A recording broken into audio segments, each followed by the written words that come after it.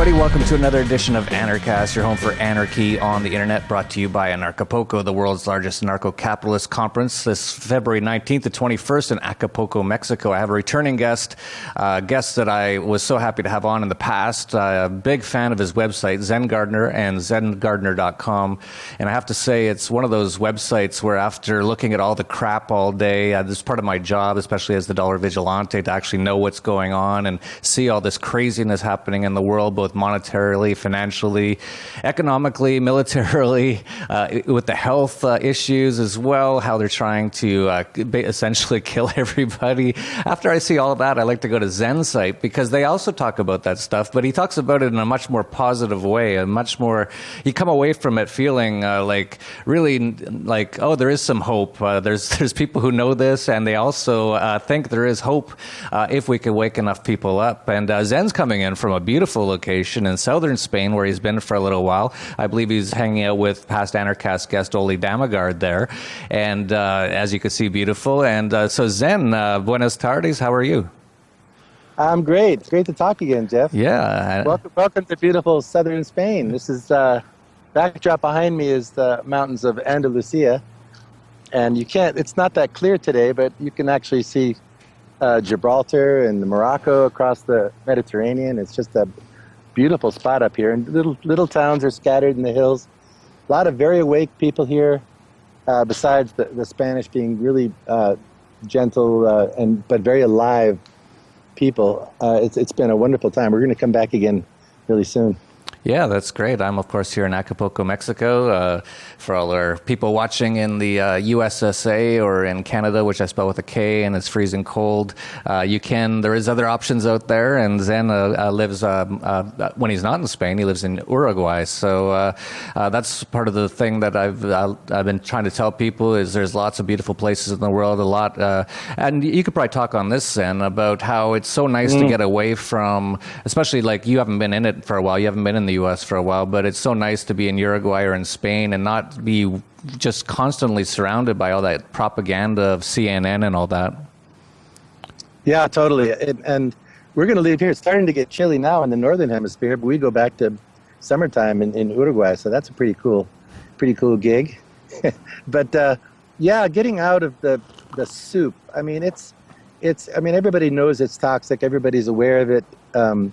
Everybody knows it's getting worse, but it's very much, I always use and many people do, the boiling frog analogy, because when you're in it, you can identify it and be aware of it, but it reaches a point where people will go comatose. They're not going to be able to move, and at least they're not going to be able to move quick enough to really stay on the initiative, stay on the attack about what's going on. And I think you and I were just talking about this. That, for me, that's the theme of from here on out over the next year at least, is not letting ourselves be put on the defensive and taking the initiative, taking it to greater and greater concentric circles of people, not just beating ourselves in the alternative media, but taking it to people who need to hear this, trying to crack open local media. I mean, there's got to be people in there who have balls, who know what's going on and want to speak up. And if we can just generate enough, whether it's enthusiasm or true information or momentum, I don't know what you'd call it, but I think that it's a time to really step up and get that done. But living within the toxic environment of especially the United States and the UK, I mean, it's a challenge for anybody living there. And I admire anybody who has to, and just visiting for me is a plenty big dose. But if people don't have to be there and you have the means to get out and just get over the border, get out of the toxicity, where you're not, not only do you get the false news, even though true news is available in the alternative and independent media, but other people are picking it up, and it's like a gigantic antenna array of people that are picking it up, and whether you like it or not, the vibes are hitting you too. And it's going to affect you, just like being around a cell tower. You may identify the cell tower, but you're still getting influenced by the cell tower if you stay too close to it. So it's that kind of ability to respond, which is also what responsibility is. Being responsible for ourselves, those we love, and doing our best. Or just get out of the cities for starters, where it's just so toxic. Yeah. But no, it's a great. I mean, the freedom you experience, as you well know, you get out from these influences, and you start detoxing right away. You feel like something might be wrong, but it's not. Something's right. You're starting to get your senses back. And yes, they have cell towers down here. Yes, they're trying to put in smart meters. Yes, they have chemtrails. Spain here gets them really bad. But the more you can remove yourself and at least get near a community of people of like-minded spirits and hearts, and associate and start to collect, get physical, not just act over the internet and in cyberspace. I think this is going to really encourage people to get a move on, which is why your event, and there's a whole bunch, I'm invited to a whole bunch this coming year, and I'm really excited about it, because getting out there and meeting people and feeling the pulse and doing my best to encourage and inspire as well as inform, for me, is what life is all about at this point. I want to give this my best shot. I'm happy to be alive at this time. It's a very exciting time to be alive.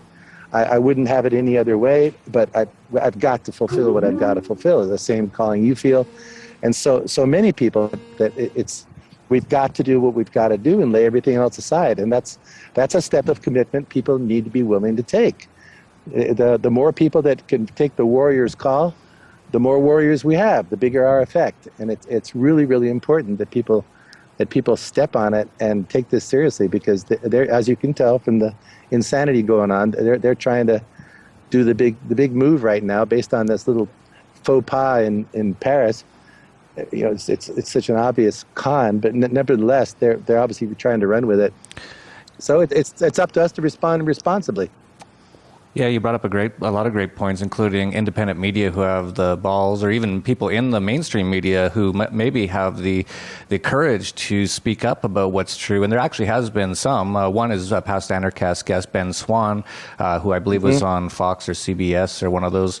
And he began spreading the truth. And of course, he wasn't on there much longer, but now he's gone on to build his own independent media empire, and is doing quite well from what I can tell. Another one is Luke Rudowski of We Are Change, who's also going to be at Anarchapulco along with you, and he actually just he's been just putting out information. Luke's a real journalist. He doesn't speculate a lot. He just puts out information that is documentable and verifiable, and he put out some information on those Paris attacks that you brought up, and his website is now blocked in France.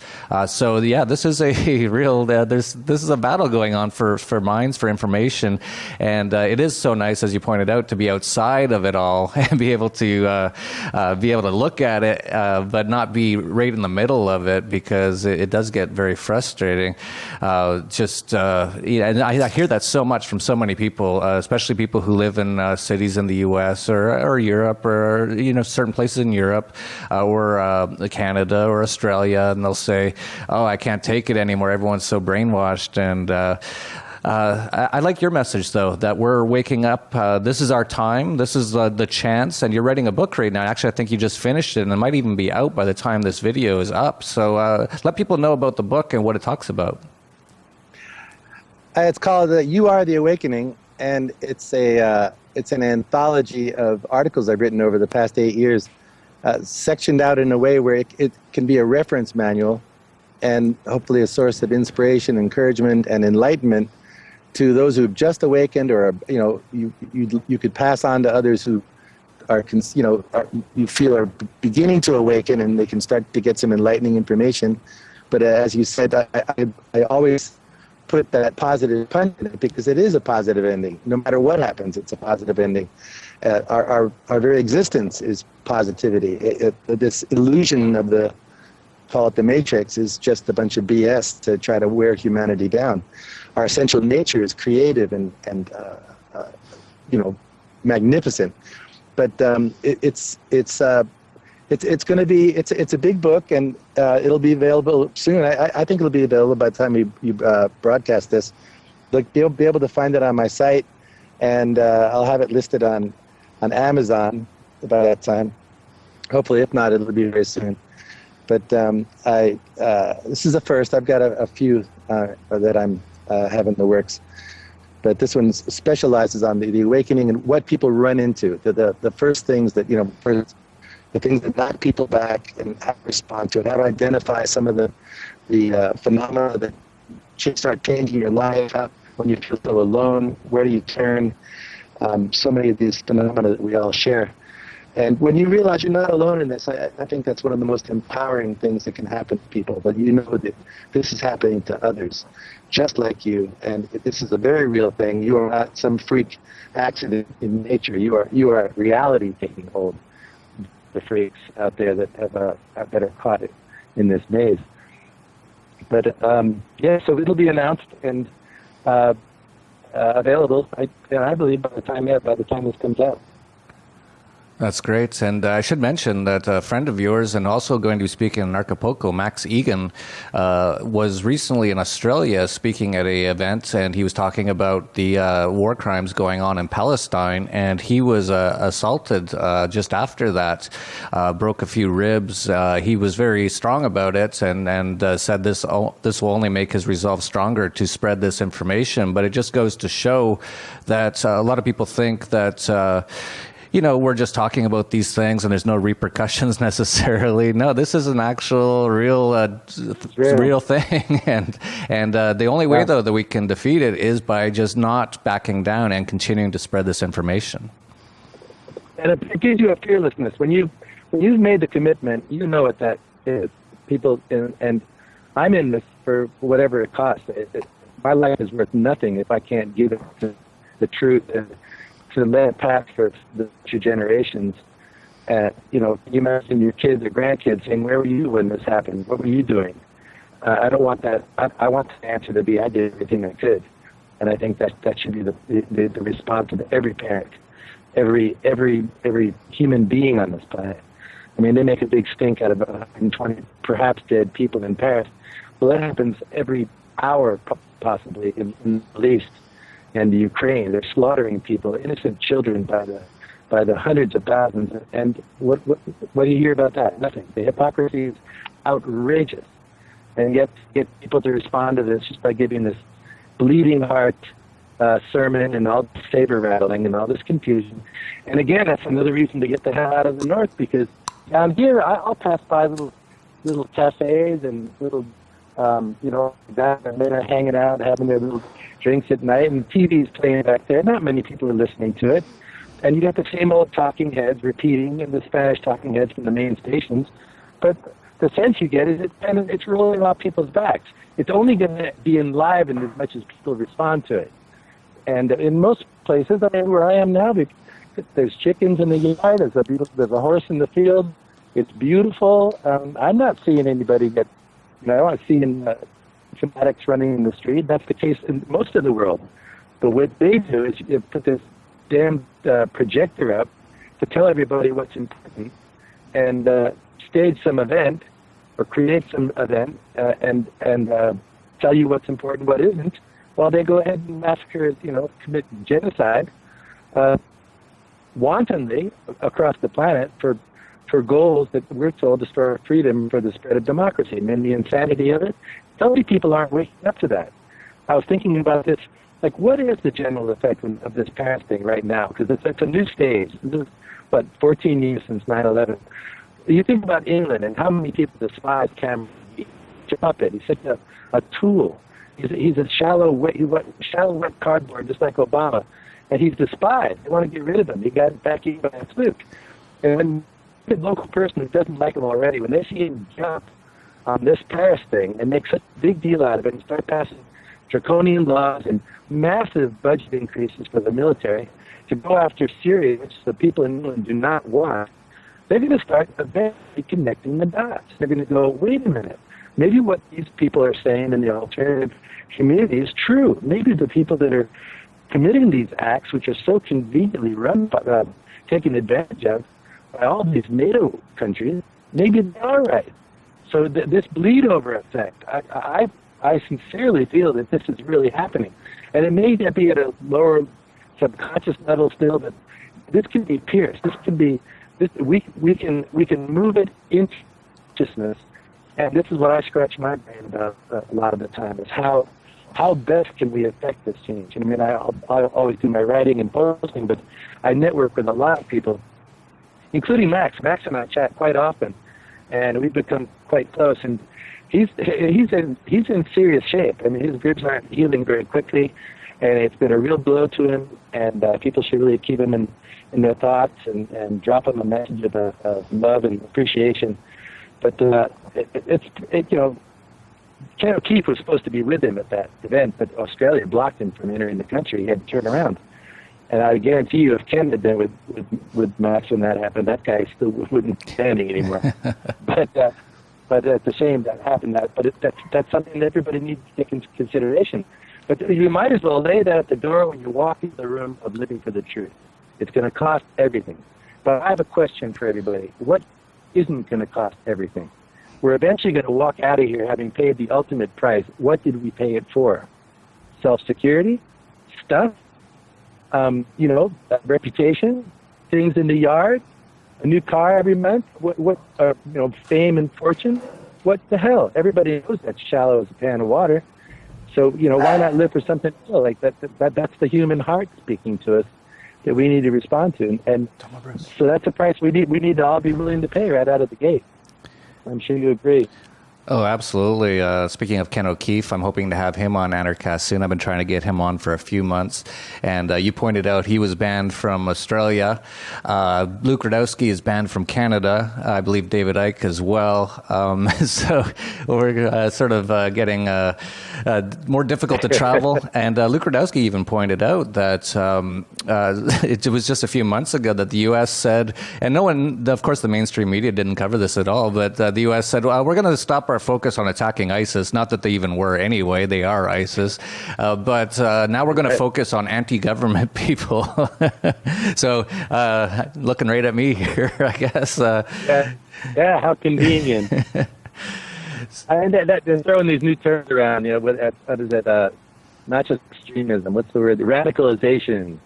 And they're trying to bleed it in anything that speaks any form of protest or criticism or people are getting arrested in the States for putting up anti-Obama tweets and Facebook stuff.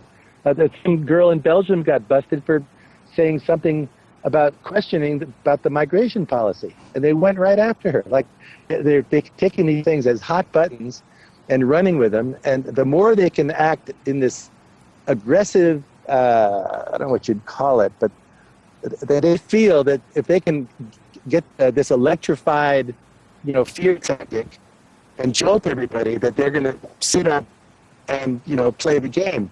And unfortunately, it works for people who are already zombified. I don't know if you heard in Belgium, there was this big search for some guy or a few terrorists supposedly, and they closed down Brussels, and the police and the military asked the social media, please do not film us, don't talk about us, don't do anything, let us do our job. Don't put anything on the internet about this. Don't take our pictures or anything. And what did they do? They fully cooperated, and everybody just sent pictures of cats. Cats to each other. I mean, have you heard of anything more moronic? And yes, master, yes, master. And so there are those who are fighting for it, and there's going to be the what do you call them, the snoops and the snitches who are going to think it's their duty to report people like you and me. Oh, I heard some critical comment, or he said something to this person. I heard this conversation. Come quickly. And we know they want to move that direction, but that's why I say we need to move fast, get enough of the word out there that's going to make it really difficult for them. But whatever, we keep on no matter what. Yeah, absolutely. We should talk about a little bit more sort of positive stuff. We've been talking about all this negative stuff, but I like your point on it, though, that we do need to know what's going on. We need to say what's going on, but we shouldn't necessarily get all depressed about what's going on. We shouldn't allow it to negatively affect us. And that's sort of what I think I try to do as well. I always talk about these things with a smile on my face and laugh about it. And that's really all you can do it's literally the world has gone insane. I wonder yourself, you're a little older than myself. Are you kind of surprised just how crazy the world has gotten? Yeah. Yeah, understatement. It's people say, it's becoming Orwellian. Folks, we are already so Orwellian and past that mark, people have got to realize where we already are. You know, an article where I'm talking about the Dark Ages. We look in the past about all the Dark Ages, and they did these terrible things, the Inquisition and torture. Well, guess what, people? That's happening today. Only it's been sanitized. It's been scientized. You know, they're torturing all over the world. There's genocides that are bigger than any slaughters that ever happened in previous history. They're engineering another dark age. We are in the thick of it. That's what they want. I mean, for goodness sake, it's like, you know, we think of bloodletting out of the brain, you know, how barbaric, you know, relieve a headache by letting blood out. Well, how barbaric is putting dead animal stuff in your body with all kinds of chemicals to prevent disease? That is barbaric. It's barbarism. Vaccines are barbaric. Chemtrails are barbaric, to try to block the atmosphere from the sun supposedly for warming, although we know it's a multifaceted program. There's so many things there. GMOs. We're gonna modify the food for whatever reason. It's barbaric. It is so anti-nature. It is so unenlightened. And people worship this modern science. Look at the money thrown at programs that stick stuff up in space, or fracking. I mean, how crazy is fracking? Oklahoma's about to have a big one, they say. They've been fracking the place so bad for so long. I mean, what is going on? You know, repressed technology that could deliver us from this oil dependency that they want to know. They're barbaric, barbarians. They work in darkness. They want humanity to be shut down and not think, and just go according to this. You know, that's the boom boom. That's the beat. You know, right out of the Time Machine with H.G. Wells. Remember the Morlock had that big siren on the hill, this big sort of demon mask, and the whistle would go off, woo, and all the people who were those beautiful humans were being grazed in this idyllic setting. They'd get snapped into the trance, and they'd walk into the cave where they were eaten by underground monsters.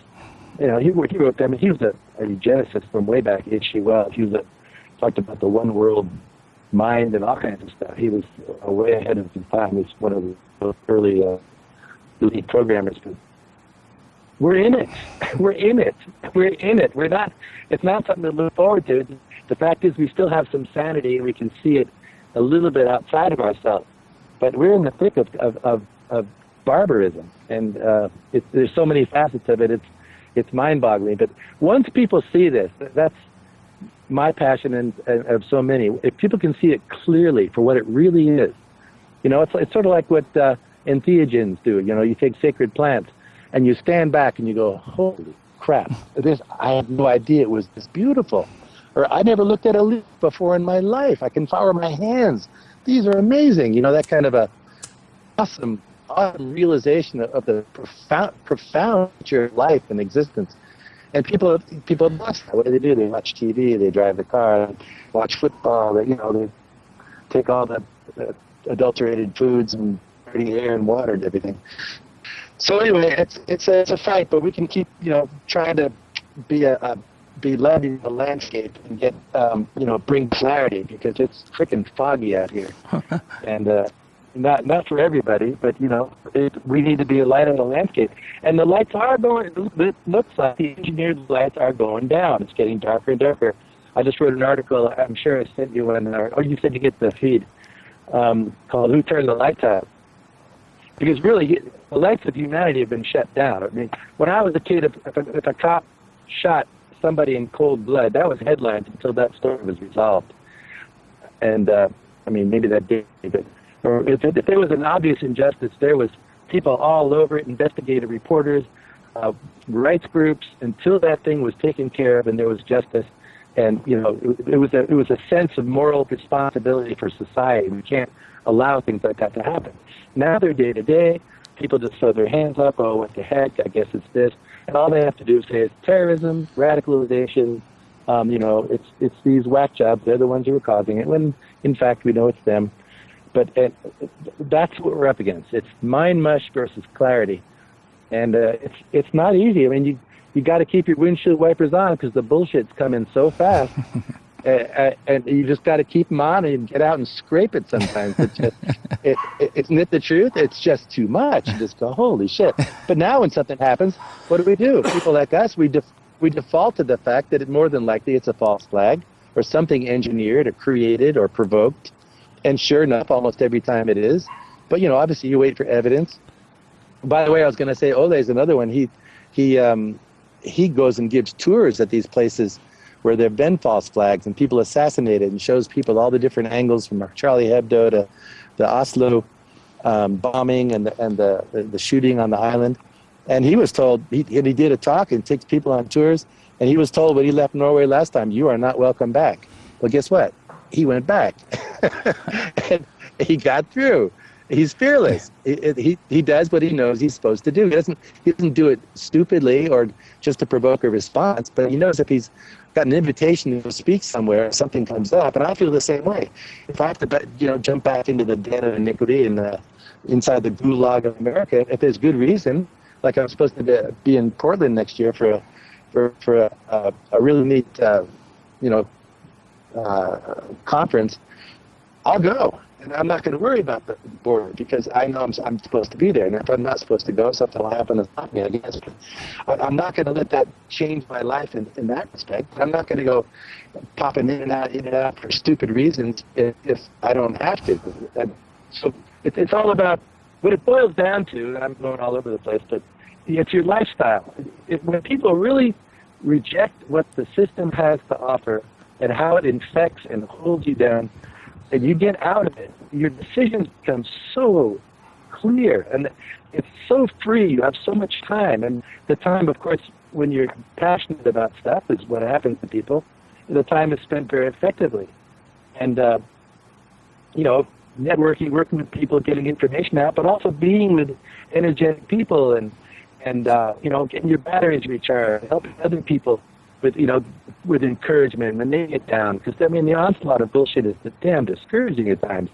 And people worry about the world. They carry that on their shoulders. And that's only a natural reaction for all of us because, it'll bring a lot of us tears, real genuine, real emotional, I don't know if I call it even trauma, but it's that emotional burden where you really just got to lay it down and let the tears flow because it's very sad what's happening to people. And it's sad we're in this plight, that we have to be fighting for our very existence. And the truth is such a rare commodity. Geez, the mainstream media, if there's one thing I could change in the world first and fast, I think it'd be the media because everything else would crumble. But that's why the alternative media has become what it has. It is a burgeoning force of truth. And that's why it's going to be belittled. That's why it's going to be marginalized. They're going to start shutting channels down. There's another website. They just had their Facebook page dumped for a week. David Icke had this experience. They're working, and they don't need permission. They just do what they want. But at the same time, freakishly enough, I don't know if you saw it, but the chicken just stuck my hand. The FCC. The FCC was brought. Somebody in Congress said to the FCC, "How come you guys can't shut down these ISIS networking sites?" They said, "Oh gosh, we can't do that because we have these regulations." And they actually came up with an excuse why they can't shut down ISIS. And I guess you saw Anonymous goes after him and shut down like 10,000 things that were supposedly associated with him. And the government can't act on what supposedly needs to be done, but they sure can't come after us. It's so, the hypocrisy is just, there's no meter that reaches far enough to measure. It's just, and I think, kicks in, as we all know, is cognitive dissonance. And even what I call it, disassociative disorder, where people can't even, things don't match. And with cognitive dissonance, it's like you're given one proposal, you witness one thing, you've told another, and you sort of synthesize something in between that makes them work, or you accept the synthesis of somebody else. And that's one way to come as the definition. But a dissociative is psychotic. It's a break. And that's what's happening to, especially Americans. You can see it. They're snapping. They don't make sense. They can't come to to truly logical conclusions. They can't process information except by what the media tells them. They're broken down. And part of that is because they can't handle the conclusion that they see they're coming to, that they've been so massively lied to, and that in fact their lives have been living for virtually nothing all their life because they were lied to from the beginning, and their life has been pointless. And that's a big one. That's a big hurdle to jump. But when you really awaken, and I can guarantee this to anybody, when you awaken, that doesn't mean a damn. You're happy you're taking whatever it took to get you there. I'm thankful for it. I've had a traumatic life. I'm sure you have. Most people have. We've been raised in trauma one way or the other in this modern society. And we go through it. If you're a truth seeker, you run into real obstacles and humiliation and all kinds of personal breakings and stuff. But so be it. Once you're awake, whatever it took, just thankful as all heck. And that's when people get that breakthrough and they can let go of the past, that's liberation and that's empowerment. But that's it. They sense that this is what their the conclusion they're going to draw, or all of a sudden, or like they see 9/11 evidence up, or any one of these false flags, and they go, holy cow! If it turns out that's true, you know what that means, and this whole thing of dominoes go off in their brain. So that's the truth, and they're just going to have to live with their choices, because everybody still has free will. I don't care what they do. Everybody's still got free will. So Zen Gardner's feed from southern Spain was a little rough, so we turned off his video. We know what you look like anyway, Zen, so we'll just talk from here. It's more important to hear what you have to say than to look at your pretty face. So one of the interesting things that I always like to talk to you about, and that I know that you've done recently, is psychedelics. The more that I look into it, and the more I've done them, including ayahuasca and Iboga now, the more that I realize that it can be very helpful in kind of getting yourself unplugged from the matrix. And I know to some people who maybe think this is totally crazy, that they might think, oh, you're just crazy, you're just doing drugs because you can't, handle the truth or whatever. It's like, no, I'm searching for more truth. And I know you're there in Spain. I think you recently did something to do with a frog or a toad called Kambo. Is that right? Yes. Well, the truth, the process or the treatment is called Kambo. It's actually from the shamanic tribes of South America, where within the ayahuasca experience, which is a whole world unto its own, that is what people kind of know when they're called to give that a go, but it in itself is one of those mind-opening and heart-opening experiences. It's different from the kind of the dry psychedelics that a lot of people experienced back. I know my generation was the 60s and 70s, but they still have them, although a lot of the chemicals are adulterated. But what is a natural occurring entheogen, and as a result, you experience an amazing connectivity to nature and to the Mother Earth phenomenon of Gaia Sophia. It is a very enriching, very deep experience that is deeper, I found, than some of the other types of experience. I don't take those kinds of things very often, and I take them very seriously whenever I experience them. And but Kambo is actually something that was discovered.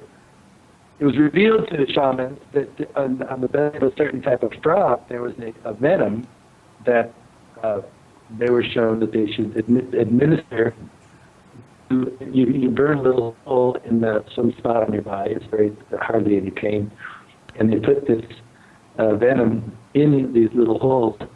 And what it does is it stimulates your immune system and your lymph system for starters. But a lot of things get activated very quickly, and it's been responsible for amazing healings for people, beautiful transformations in attitude, people moving from depression to much more positive outlook on life.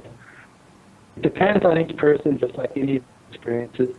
But there's a dear friend here who administers it, so we my wife and I, and Ole as well, and his wife, and a lot of people actually participated in it. And you do it very respectfully. You do it in an energetic field with real respect for energy. You're not doing it to get high, because believe me, it is not pleasant. Because the first reaction is your body goes into this response, and it starts eliminating toxins very quickly. And there's hardly any stories of people are worried about the dangers of it. They can research it for themselves. There's some really good research on it. But your body starts releasing these toxins very quickly.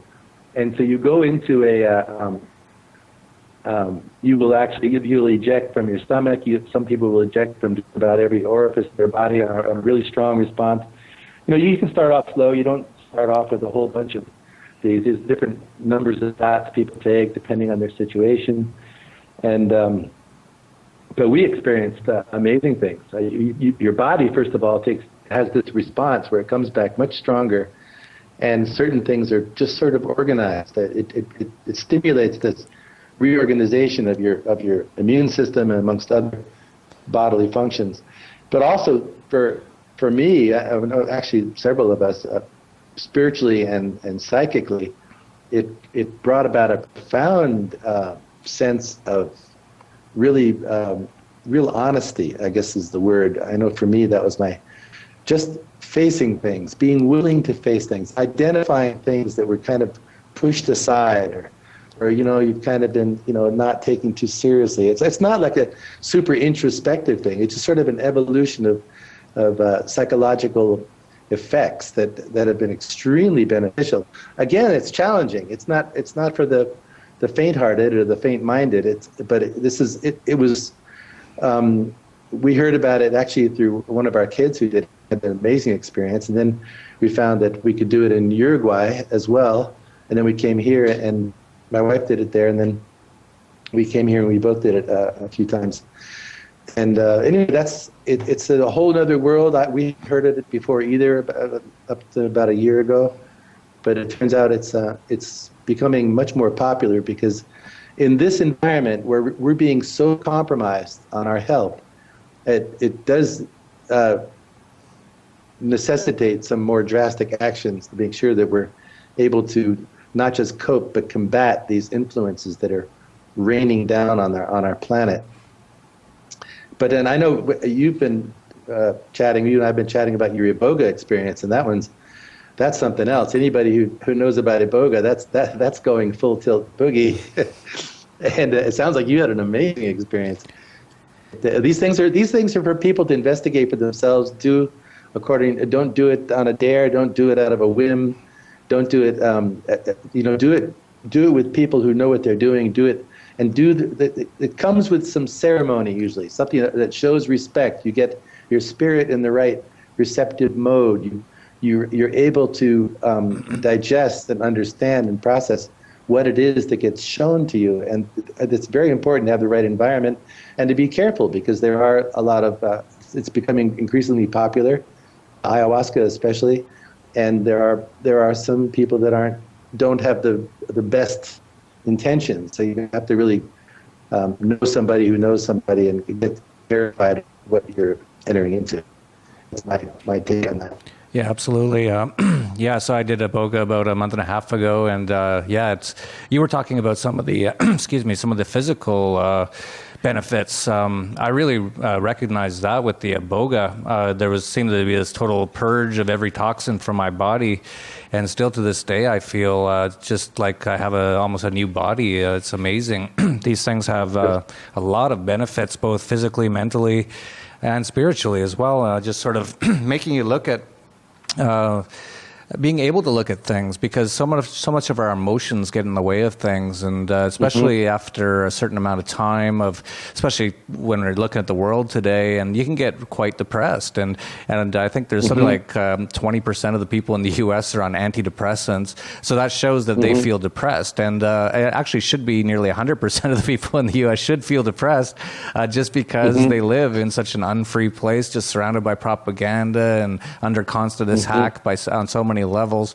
But people go to their doctor, who works for the pharmaceutical companies in basically because they essentially have taken over the entire medical system, and they prescribe you these things. And one of the side effects of antidepressants is suicidal tendencies, and another one is thank you very much. Another one is shooting up schools and movie theaters. A lot of people don't know about these other things that are natural, that are known as medicinal plants, that have been known for, and I guess the toad isn't a plant, but the Iboga, ayahuasca are plants that have been known for thousands of years and used in numerous cultures to heal people.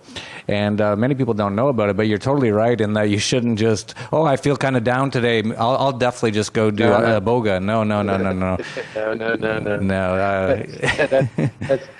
What's really odd, even in the United States, the use of marijuana was very common until this pharmaceutical clampdown came around the turn of the century, and they started demonizing it. It was common. It wasn't a big deal. And then, as you know, industrial hemp was one of the most amazing crops there ever was, and they banned that as well obviously for corporate interests. But these things, all through history, you'll see the use of entheogens. The story of Santa Claus. I don't know if you've researched this, but there's an old Nordic shamanic practice where the shaman would go from house to house during the winter solstice, and he would actually, because the snow was so high, he would climb down the chimney. He was drawn around by reindeer. You can find this online. This is historical fact. And he would bring these Amarita mushrooms, and the red ones with the white dots, or white with the red dots, red with the white dots. But before that, he had to dry them, so he put them on the bough of the trees. So you got these red and white ornament-looking trees, and you'll even see in the old Christmas decorations that all these mushroom people, little bitty elves, mushrooms, red and white mushrooms, all over the place. But he would go into the homes and have, during this time of year, have ceremony with the Amarita mushrooms, which is a psychedelic. And the people, it was a religious experience kind of thing. They looked forward. The shaman would guide them through the experience. They'd all grow from it, and he'd move on to the next house. And why did the reindeer fly? Well, they used to like to eat their Amarita mushrooms too. So anyway, you can look that up, but it's quite remarkable. But you'll find it throughout history, as you well know, from way back. And of course, what do? They outlaw it, and because it's not theirs. Well, at the same time, these same freaking hypocrites are pushing chemicals that screw your mind up, right, left, and center, that should be banned, that should never have been authorized, that should never have been discovered.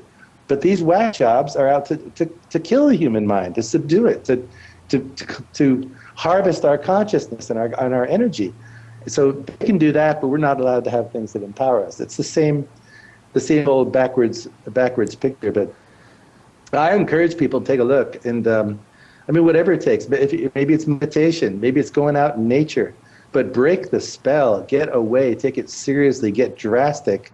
Because if you're not seeing the picture yet, and you know you're missing something, which is what bugged me all my life. I know I don't. I'd go here, I'd go there. I kept searching, I kept reading. I don't know it yet, but when I found it, I knew it. And the more you know, as you grow in this, the more you realize you don't know. And it's a nice feeling, because it's nice and humbling where we belong. And in this amazing experience, that we're part of. But people need to take that step, and I'm not saying it has to be drugs, but you've got to push to awaken your consciousness, whatever it takes. And some of these things, I know for me, they were life-changing right out of, if I hadn't have taken mescaline when I was in college, as a sophomore in college, I don't know where my life would have been. I came from a wealthy family. My dad was a PhD, big corporate guy, and they were grooming me for all kinds of stuff, and I was just going along with it. I was a basketball player, and I mean, I've always been into different stuff. I knew I was called for something, but I didn't know what it was. But man, when I got on track, all of a sudden that door opened, like Aldous Huxley called the doors of perception. Wham! And look what happened to our generation. That whole eruption happened.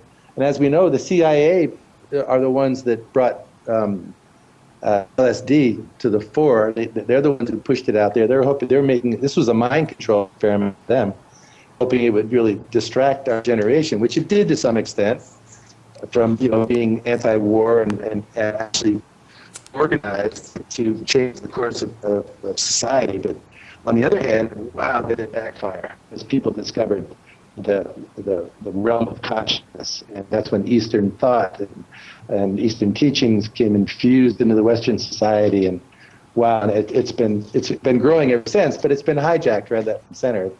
They popularize it in the bell-bottom pants and just try to make it some kind of a shallow movement. Then you got the New Age movement, which is generally speaking, a major hijack, taking people down all kinds of weird roads that don't really apply to reality, the world around us. It's not really a practical solution, but more of a distraction. But anyway, that's a whole other subject. But yeah, great stuff. There's hardly anybody I know that hasn't at least experimented and tried some things in their search. Someone who's really seriously searching. And I know people, even Eckhart Tolle, he's been into this stuff. He had his own awakening his own way, but everybody kept telling him about acid and psychedelics. So he finally took them. I mean, he was, okay, sure, I want to find out what this is about.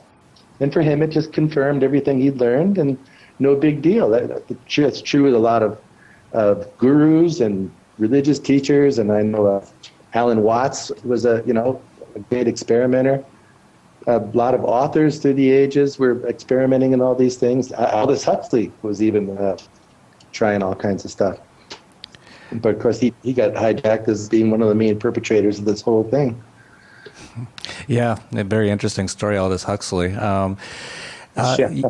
Yeah, so a lot of people, I've been hearing this. I didn't know about any of this stuff like a year or two ago, but I've gotten into a lot of it, and I hear like a lot of artists, a lot of businessmen, a lot of athletes are getting into these psychedelics. They're actually realizing it can help them to achieve a new level in whatever area they're in. And for example, with the Iboga clinic I was just at here in Mexico, had a world champion boxer, I believe bantamweight. I don't really want to say exactly though, because I don't want he doesn't want anyone to know, but he was there trying to improve himself, trying to get to the next level. So these are very interesting things. And of course, as you pointed out, in our Western culture, they're made illegal or they're stigmatized because they don't want people to know about them. They want them to celebrate Christmas, as you pointed out. First of all, Christmas is supposed to be apparently Jesus' birthday, but it wasn't even Jesus' birthday.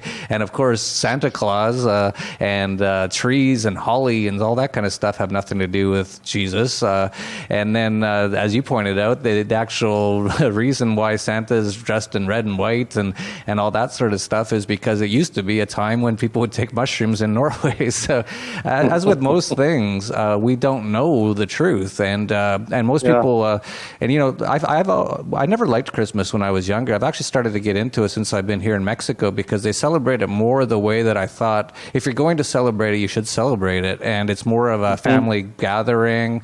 Even Halloween here is called Day of the Dead. And it's a time where you remember your ancestors who have passed away. And I think it's really beautiful. Whereas in the U.S., of course, Halloween is you dress up like a demon and you go out and you try to extort people for candy. It's like, okay. It's like, what don't they have wrong in America? At least the mainstream meme. I mean, there's wonderful people there. Not everybody's like this. People, they don't resent enough the way they're portrayed by the media, because what happens is the ignorant will follow the meme and do what the media is telling them they think they're doing. So it's this vicious cycle. Whereas other people go, what the hell? I'm not I don't go to Walmart and I don't weigh 450 pounds. Like, that's not me. That's not all Americans, Yeah.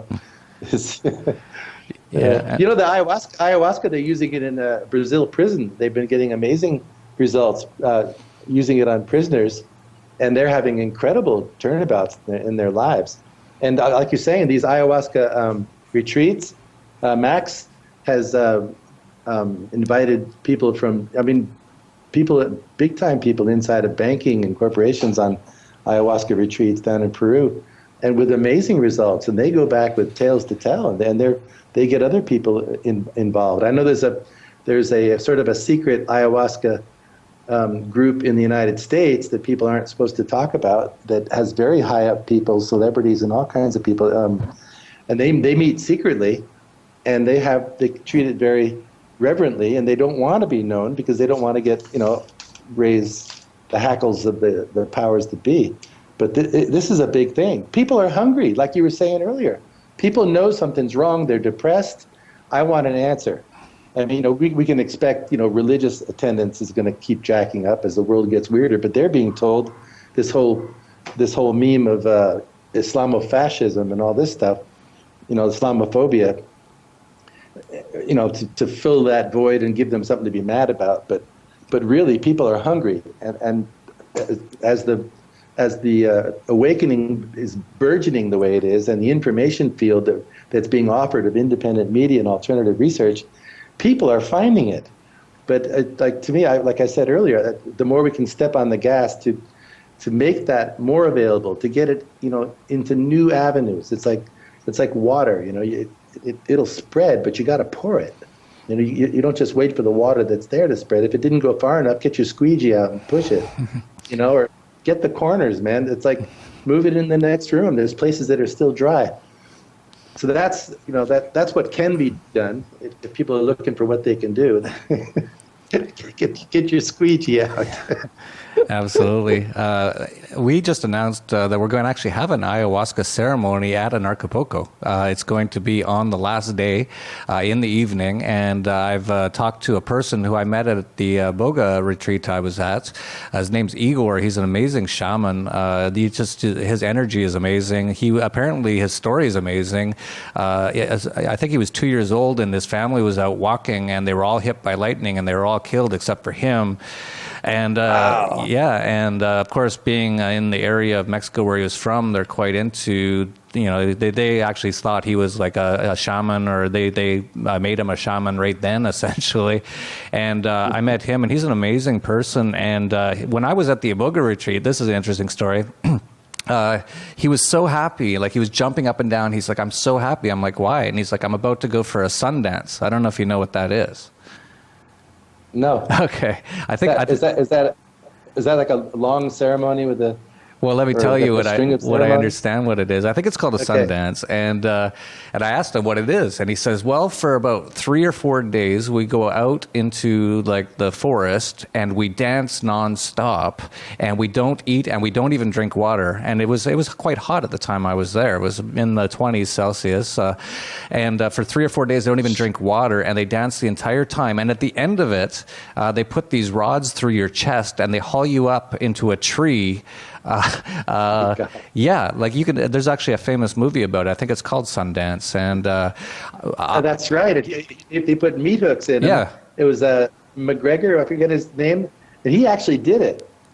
What he did, he actually had the flesh hooks put in his body, and he was hoisted up. That was one of the most radical things ever in film. Yeah, but he's got the scars to prove it. Yeah, so this Igor guy, the shaman, he was like a little kid at Christmas, and once he started telling me what they did, I was like, you're super excited to do this? He's like, it's the most amazing thing ever. And he had done it before. He opened up his shirt and he had all these holes in his chest and stuff. So very interesting guy. I told him, there was another guy at the Iboga retreat at the time, and he called himself a psychonaut. And he was actually a follower of mine at the Dollar Vigilante, interestingly enough. And he got invited to go. And so Igor invited him. And I was just sitting there. And once I knew what it was, I was like, holy cow, there's no way I'm ever doing this. Or if I ever do this, it's going to be years and years from now. There's no way I could be prepared to do that right now. And the guy goes, "Sure, I'll go." And I was just shocked. But what I found out was he wasn't being invited to do the Sundance. He was being invited to come and just watch as they did the Sundance. But I was just like, you so easily say you're going to go get hung by a tree. And it's like, but no, just amazing stuff. So I'm hoping to have him on Anarchast actually in the next month or so. And we're going to be doing it at Acapulco. So I don't know who's going to do it. I know Adam Kokesh and Macy Tomlin are super excited and they want to do it. Good. But I don't know. I don't know if I'll even do it because that's going to be a crazy week for me. But we'll see. So for people who are interested, it is going to be available at the conference.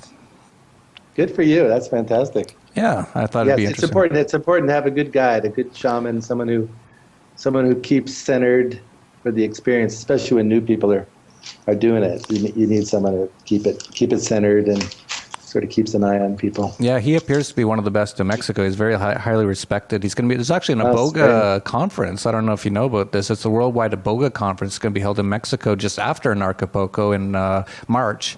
And he's one of the speakers at it. And he's very highly revered. So very interesting guy. So that should be interesting. And now if you're watching this and you're going to be coming to Acapulco and you're just like, hey, I'll just do it. It'll be fun. It'll be a wild trip. It's like, no, don't.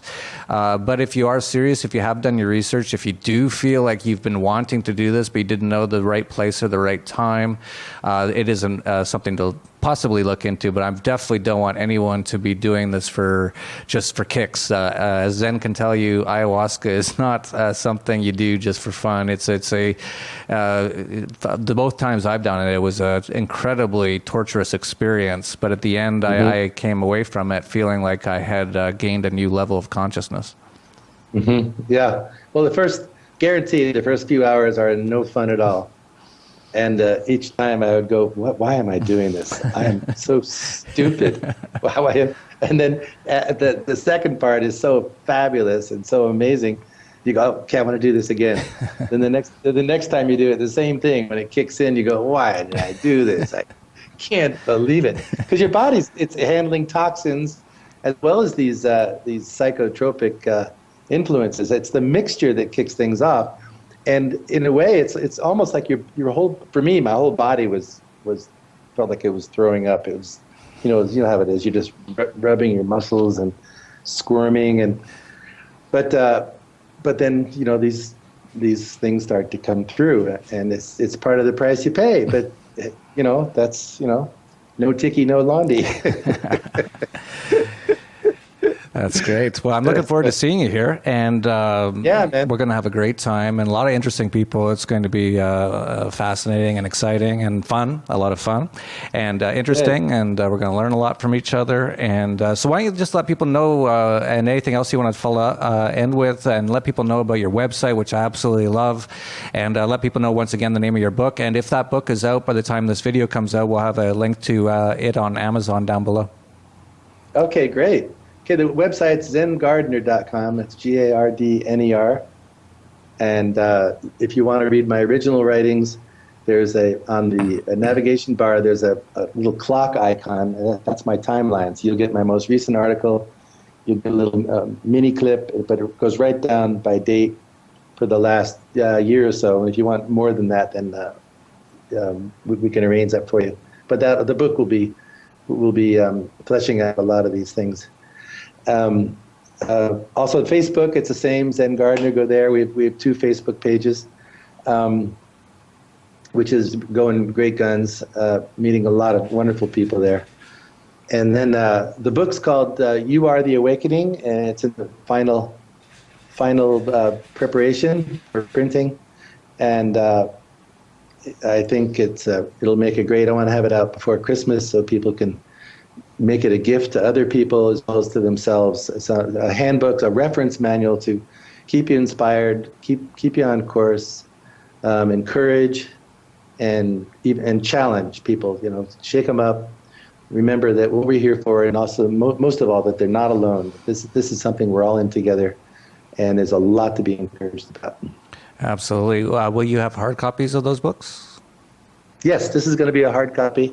And then the ebook will come out later. Great. I hope you bring some to Acapulco. At Acapulco, we're going to have an actual sort of a bookstore set up. So a lot of people are bringing their own books. There's going to be Larkin Rose with the what I always forget it, the world's superstition, the most dangerous superstition. Then there's going to be Adam Kokesh with freedom, numerous others. And so if you bring yours, that'd be great. And then you don't have to sit there at a booth all day kind of selling them or signing autographed copies for people. We can handle selling them for you, and then people can come around and get an autographed copy from you. Cool. Yeah, I will for sure. Great. So I'll be loaded for bear. Awesome. So it's going to be a great time. So that's in Acapulco, February 19th to 21st. The ayahuasca ceremony is tentatively scheduled for February 21st in the evening. Just for people who don't know, you have to be sort of prepared to do ayahuasca, so you shouldn't be drinking. I quit drinking after I did Iboga a couple months ago, so I'll be fine on that. But you should also be watching your diet, eating mostly vegetarian, just being as clean as possible. So if you're going to do it at Acapulco, you do have to do your research. And I'll have Igor, the shaman, on, I hope, in about a month or so we can go over more of those details. So check that out at anarchapulco.com. Sign up soon, because we're going to, I think we're going to sell out, and we're going to sell out probably before the conference. So if you are planning to come, you should sign up now. And that also helps us to plan as well, so we can make sure we have a big enough room for everybody who wants to come to the beach here in Acapulco. So that's it for Anarchast. If you like this video, like, subscribe, share down below. That's how we can get this out there. All these people, and Zen Gardner, I want to thank once again, a true freedom fighter, a great person, and a person, he mentioned his website. He's also, do you also email out your articles that you personally write every day, Zen? Is that, or did you sign me up to just a personal list when you were sending those to me? That was a personal list, but they can sign up for the RSS feed, or there's a daily as well as weekly newsletter feed where they'll get what's coming up on the site. Yeah, great, because you write almost daily, and it's actually one of the things I like to read sort of at the end of the night after I've read all the crap out there, and it sort of gives me, you recognize the crap, but you say, okay, we're going to get through this, here's how we're going to get through this, people are awakening, and it just sort of gives me that positivity and optimism and hope, not the Barack Obama hope and chains, CHAINS, but actually real hope. So that's great. Really looking forward to seeing you, Max Egan. We're trying to get Ken O'Keefe here as well.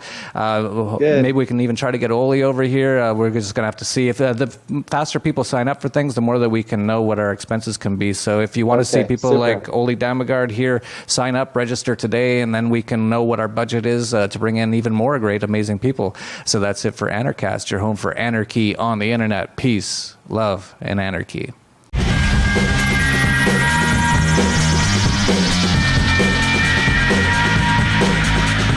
Well, I recognized that I was an anarchist one day when I heard the Dharma being described as philosophical anarchy, meaning that every moment arises completely independent, and if you're not trapped in the world of hope and fear, you can be free.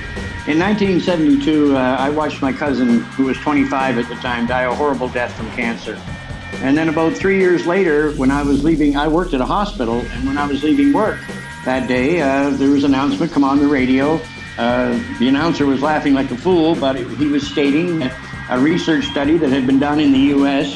had proved that THC, the active ingredient in marijuana, which I prefer to call cannabis, had been found to kill cancer cells. From Acapulco, Mexico, this is Anarchast.